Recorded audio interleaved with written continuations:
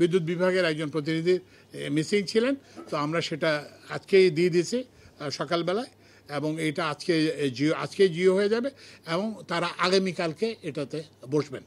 আগামীকাল এই বোর্ডের মিটিং হবে। আমি ওই যে আমাদের ম্যাজিস্ট্রেট সাহেব আছেন, আমাদের প্রাক্তন সড়ক সচিব, তো উনি আছেন, তো উনি কালকে মিটিং করবেন, এবং সেক্রেটারি সাহেব এটা চেয়ারম্যান, তো ওনারা এটা করে আছেন। আর আমাদের আচ্ছা, এরপরে হচ্ছে যে ওখানে একটা বোর্ডের কিছু সিদ্ধান্ত দরকার আছে।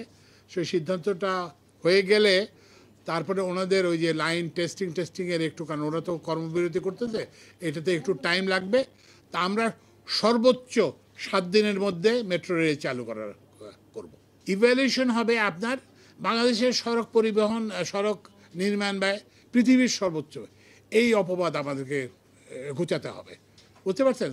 তো ওই জন্য একটা ক্রাইটেরিয়া হচ্ছে জনগণের সেবা কেমন হচ্ছে, আরেকটা হচ্ছে যে কি বলে যে আপনার খরচ কত কমছে, আর হচ্ছে যে ওই যে কোয়ালিটি, আপনি যে রাস্তা বানাচ্ছে, তারপরে ওটা 2 দিন পরে ওটার উপরের ইয়েটা উঠে যাচ্ছে, তারপরে রাস্তাটা দেবে যাচ্ছে, এগুলোর উপরে। তো ওই জন্য আমরা এখন থেকে সমস্ত প্রকিউরমেন্টে ভ্যালু ফর মানি আমরা সিক করব, আমরা কম করব না, কারণ আমরা যদি কম করি তাহলে তো আমাদের প্রবৃদ্ধি শ্লথ হয়ে যাবে, সেটা আমরা করব না। আমরা সম্ভবত ইনশাআল্লাহ বেশি করব, এবং কিন্তু ওই যে গুণগত মান করব, এবং যেটা বললাম যে একটা ব্যয় করব।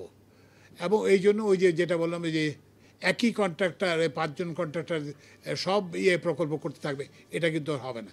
আপনি বলবেন আমি এতগুলো লাইসেন্স 1 তারিখে পাইছি, এত তারিখে এটা আপনি দিয়েছেন, real criteria, real performance criteria, তাহলে দেখবেন যে দালাল উঠে যাবে, দালাল উঠে যাবে। আপনি ওই জন্য আমাদের কাজের এটা বড় সমস্যা হচ্ছে যে আমরা ওই খুব ডিটেলসে বকডাউন হয়ে যায়, কিন্তু এখানে আসল জিনিসটা হচ্ছে পাবলিক সার্ভিস, আপনার ওই সেবা দেওয়াটা, ওই সেবাটা আপনি কত দিনে দিলেন, কত সময় দিলেন, সেটা দেখতে হবে, কত খরচে দিলেন।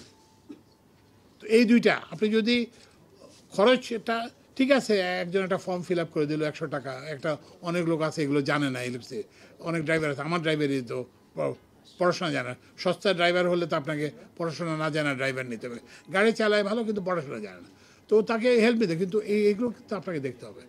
এবং ওই যে ওই রকম যদি কেউ বাড়াবাড়ি করে, তাহলে কিন্তু আপনার তো আইনের আছে, আপনি কটা দালালকে ইয়েতে দিয়ে দেন না, দিয়ে দেন আইন শৃঙ্খলা বাহিনীর হাতে দিয়ে দেন, এটা তো না, এখন তো আপনার তো কোনো অসুবিধা নেই।